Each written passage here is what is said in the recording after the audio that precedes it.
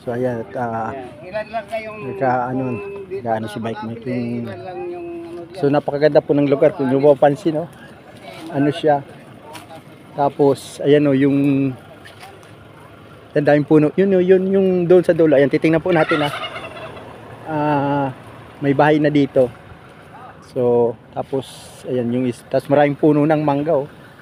Parang nakaka-relax. Tapos yun doon, ayan, makita nyo yung lugar na yun, ayun, malapit sa bundok, oh. Malapit sa bundok.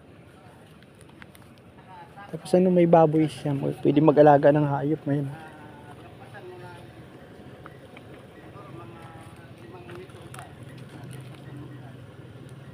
Native baboy, native baboy.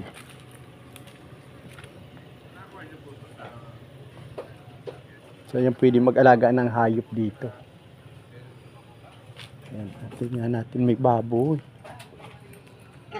Ay, sa putikan lang. Sa putikan yung ano ng baboy lang.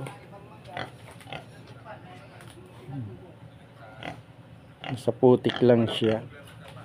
Hello? Hello, kumain na kayo? Ha? Kumain na kayo? Ayan. Sa putik kayo, ah.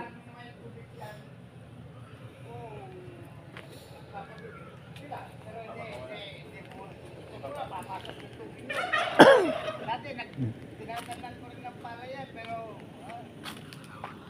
mahirap magpago ng tubig. Kasi mas mataas dito kaysa doon. Lagi pag-usap si Boss Mike doon sa sa may-ari ng lupa. Tapos yun, daming kaganda dito, daming puno talaga ng ano.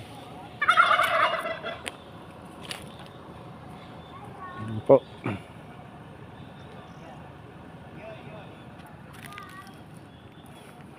Tapos doon, yun, malapit sa bundok. Ang ganda, kaya ang ganda ng ano niya.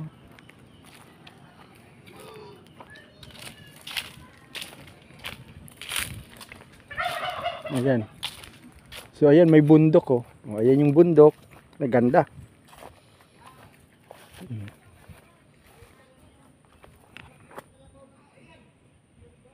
Ayan, ang ganda, ang lapit sa bundok. Ito po ay parte pa to ng ano, ng Pampanga. Ayan, tapos po yan, pwede pa mag-alaga talaga ng hayop, oh.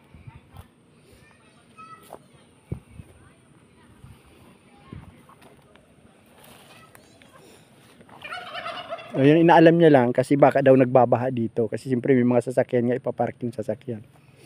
So napakalaki po, napakalaki ng sukat ng lote dito.